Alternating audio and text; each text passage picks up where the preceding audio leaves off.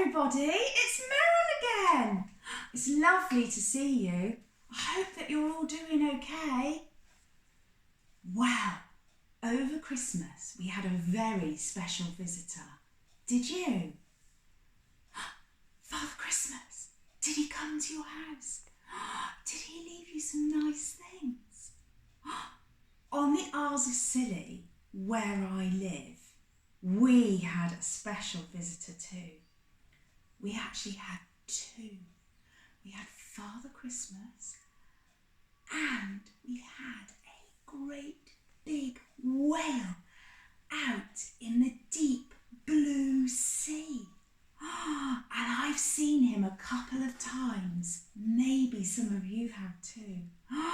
And you know what? It's just the most exciting thing ever when you see the blue whale. I said to my little girl Azalea yesterday, if you had to name the whale, what would you call him? And she said, Finley.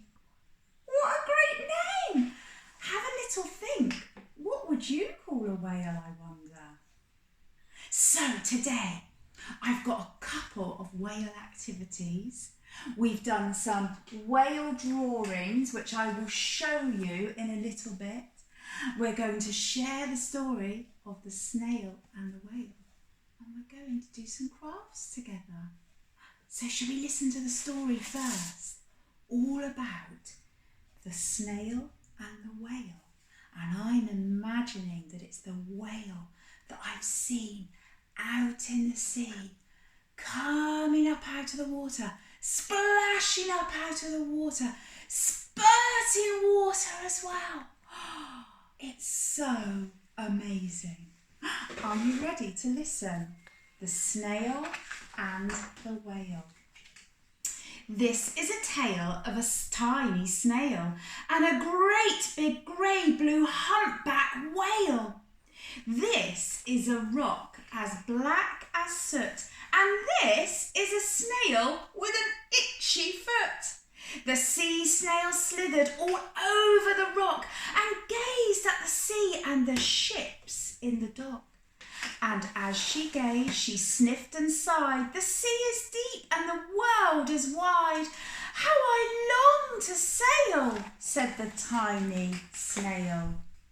These are the other snails in the flock, who all stuck tight to the smooth black rock and said to the snail with the itchy foot, shh, be quiet, don't wriggle, sit still, stay put. But the tiny sea sail snide and sniffed, then cried, I've got it, I'll hitch a lift. This is the trail of the tiny snail, a silvery trail that looped and curled and said, lift wanted around the world. This, wow, is the whale who came one night when the tide was high and the stars were bright. A humpback whale, immensely long, who sang to the snail a wonderful song of shimmering ice and coral caves and shooting stars and enormous waves. And this is the tale of the humpback whale. He held it out of the starlight sea and said to the snail, come sail with me. This is the sea, so wild and free, that carried the whale and the snail on his tail to towering icebergs and far off lands. Can you see the penguins? With fiery mountains and golden sands. Look at the volcano erupting. These are the waves that arched and crashed, that foamed and frolicked and sprayed and splashed the tiny snail on the tail of the whale. These are the caves beneath the waves, where stripy fish with feathery fins and sharks with hideous toothy grins swam round the whale and the snail on his tail. Oh, look at the shark. This is the sky, so vast and high, sometimes sunny and blue and warm, sometimes filled with a thunderstorm, with zigzag lightning, flashing and frightening the tiny snail on the tail of the whale. And she gazed at the sky, the sea and the land, the waves and the caves and the golden sand. She gazed and gazed, amazed by it all, and she said to the whale, "I feel so small." But then came the day the whale lost his way. These are the speedboats running a race, zigging and zooming all over the place, upsetting the whale with their ear-splitting roar, making him swim too close to the shore. This is the tide slipping away, and this is the whale lying beached in a bay. "Quick, off the sand, back to sea," cried the snail. "I can't move on land, I'm too big," moaned the whale. The snail felt helpless and terribly small. "Then I've got it," she cried, and started to crawl. "I must not fail," said the tiny snail. This is the bell on the school in the bay, ringing the children in from their play. This is the teacher holding her chalk, telling the children, "Sit straight, don't talk." This is the board as black as soot, and this is the snail with the itchy foot. "A snail! A snail!" A teacher turns pale. "Look," say the children, "it's leaving a trail." This is the trail of the tiny snail, a silvery trail saying, "Save the whale." These are the children running from school, fetching the firemen, digging a pool, squirting and spraying to keep the whale cool. This is the tide coming into the bay, and these are the villagers shouting, "Hooray!" as the whale and the snail travel safely away.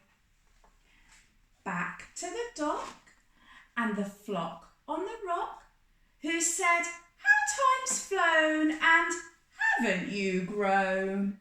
And the whale and the snail told their wonderful tale of shimmering ice and coral caves and shooting stars and enormous waves, and how the snail, so small and frail, with her looping, curling, silvery trail, saved the life of the humpback whale.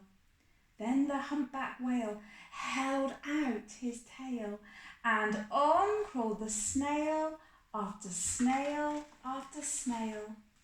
And they sang to the sea as they all set sail on the tail of the grey-blue humpback whale.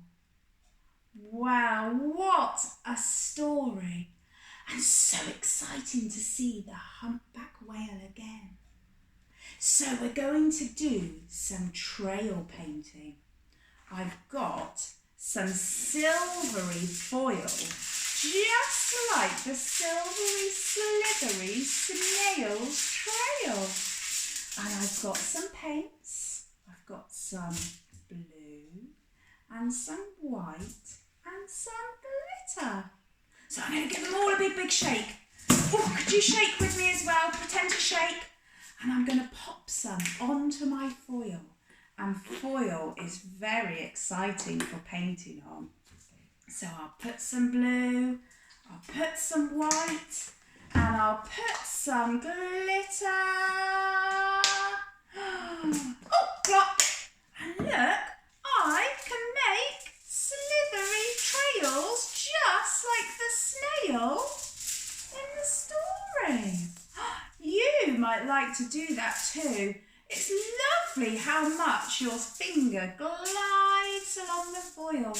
And look at the trails that I've made on my foil. Well, I hope that you've enjoyed the story, and I hope that if you live on the Isles of Scilly, that you get to see the whale too. And if you do, you could shout, "Hello, Finley!" That would be fun. It's great to see you, and I'll see you